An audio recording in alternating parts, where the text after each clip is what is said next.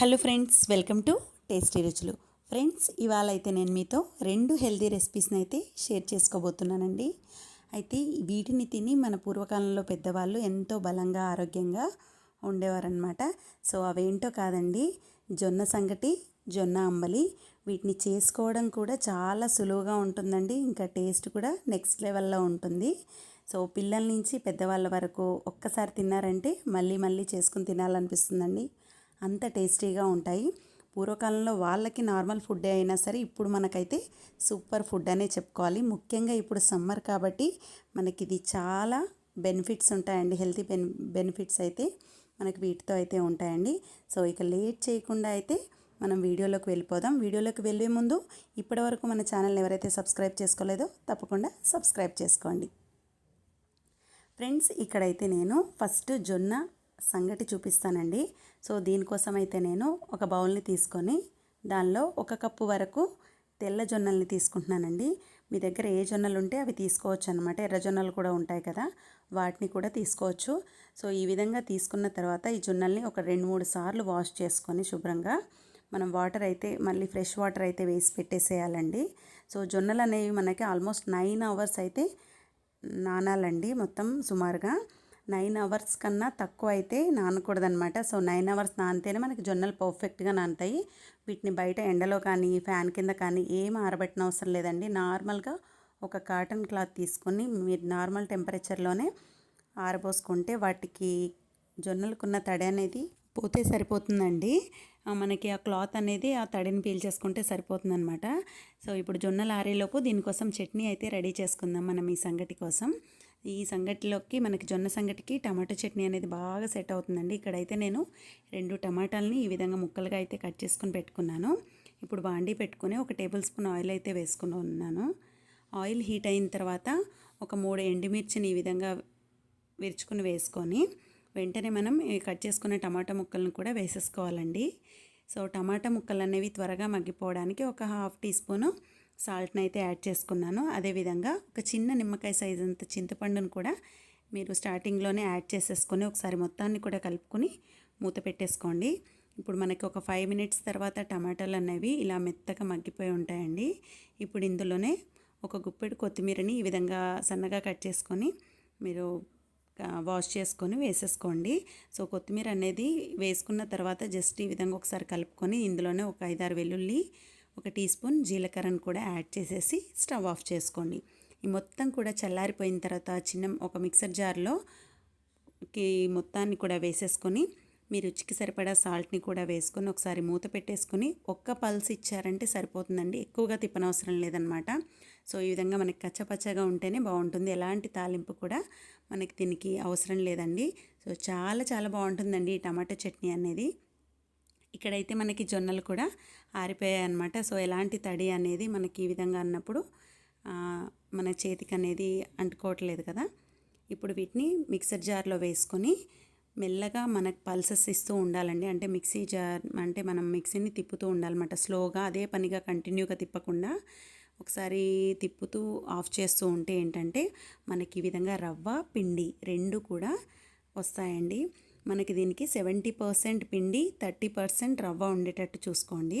ఇప్పుడు ఈ సంగటి చేయడానికి స్టవ్ పైన ఒక గిన్నెను పెట్టుకొని దాంట్లో 3 కప్స్ వరకు వాటర్ని తీసుకుంటున్నానండి. అదేవిధంగా ఒక 1/2 టీ స్పూన్ సాల్ట్ని తీసుకోవాలి. సాల్ట్ తక్కువగా తీసుకుంటే సరిపోతుందండి, ఎందుకంటే చట్నీ అనేది ఉంటుంది కదా.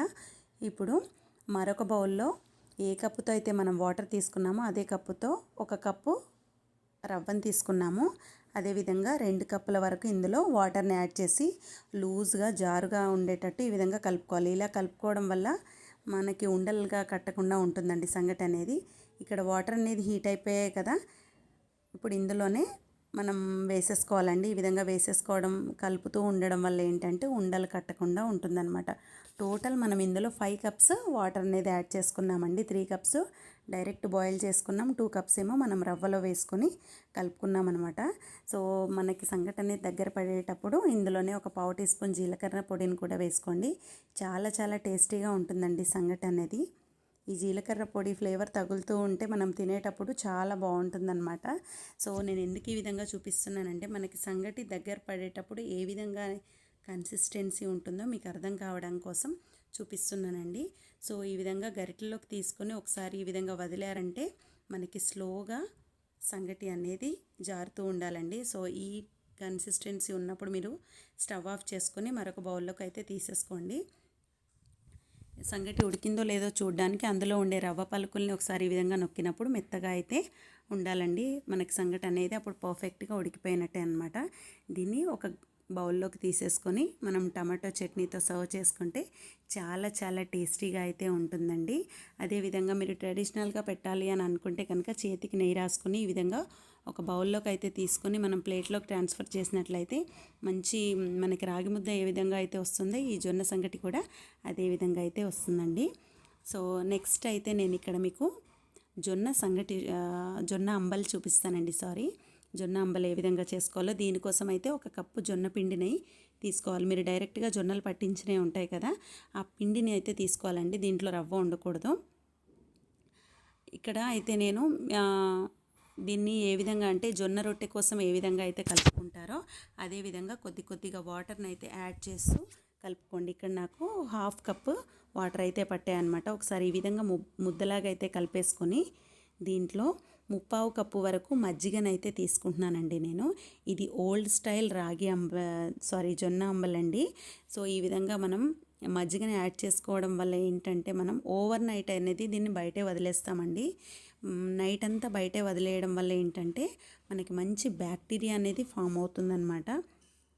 సో ఇదే అండి ఈ అంబలి సీక్రెట్ అనేది. ఇప్పుడు దీన్ని మనం దోసపిండికి ఏ విధంగా అయితే కలుపుకొని పెట్టుకుంటామో అలా కలిపేసుకొని మూత పెట్టుకొని నైట్ అంతా సరే బయట ఉంచేసేయాలండి. మనకి మార్నింగ్కి మనం కలుపుకున్న జొన్నపిండి అనేది ఈ విధంగా అయితే ఉంటుందండి. ఇప్పుడు ఈ విధంగా అయిన జొన్న చూసారా మనకి వాటర్ అనేది పైకి తేలుతూ ఉంటుంది. సో ఇందులో చాలా మంచి బ్యాక్టీరియా ఉంటుందండి. ఈ జొన్న అంబలి ప్రత్యేకత ఏంటంటే దీంట్లో మనం వాటర్ అనేది ఎక్కువగా యూజ్ చేస్తామన్నమాట. కాబట్టి మనకి సమ్మర్లో డీహైడ్రేషన్ కాకుండా అయితే ఉంటుంది. ఇక్కడ నేను ఈ అంబలి చేయడానికి స్టవ్ పైన ఒక గిన్నెను పెట్టుకొని దీంట్లో 7 కప్స్ వరకు వాటర్ని అయితే తీసుకుంటున్నానండి. అదేవిధంగా 1/2 టీ స్పూను సాల్ట్ని కూడా తీసుకుంటున్నాను అనమాట. మనం ఇందులో వాటర్ని ఎక్కువగా యూజ్ చేయడం వల్ల మనకి డీహైడ్రేషన్ అయితే అవ్వకుండా ఉంటుందండి. ఇప్పుడు మనం నైట్ కలిపి పెట్టుకున్న జొన్నపిండి ఏదైతే ఉందో దాన్ని ఒకసారి ఈ విధంగా వేసేసుకోండి. సో మనం కలుపుతూ ఉంటే మనకి 5 మినిట్స్కే అంబలి అనేది రెడీ అయిపోతుందండి. చాలా సింపుల్ అయిన దీనివల్ల చాలా యూజెస్ అయితే ఉన్నాయండి. అదేవిధంగా మన జొన్న సంగటిలో మనకి జొన్న పిండిలోనే మనకి ఫైబర్ అనేది ఎక్కువగా ఉంటుంది కాబట్టి మనకి ఇది జీర్ణశక్తికి కూడా పనిచేస్తుంది అండ్ ఇన్స్టెంట్ ఎనర్జీని ఇస్తుందండి. సో ఎలాంటి కూల్ డ్రింక్స్ కూడా అవసరం లేదు. మీరు మార్నింగ్ ఒక 2 గ్లాసులు ఈ అంబలిని తీసుకున్నారంటే మనం ఆ రోజంతా కూడా చాలా ఎనర్జెటిక్గా ఉంటామండి. డీహైడ్రేషన్ అయితే అస్సలు కాదు. సో సమ్మర్లో ది బెస్ట్ రెసిపీ అని చెప్పాలి. అంతేనండి, ఎంతో సింపుల్గా ఉండే మన జొన్న సంగటి జొన్న అంబలి రెడీ అయిపోయాయండి. సో ఫ్రెండ్స్ మీకు నచ్చితే కనుక తప్పకుండా లైక్ చేసి మీ ఫ్రెండ్స్కి ఫ్యామిలీ మెంబర్స్కి షేర్ చేసి మన మరిన్ని టేస్టీ అండ్ క్విక్ రెసిపీస్ కోసం మన ఛానల్ అయితే సబ్స్క్రైబ్ చేసుకోండి. Thank you for watching.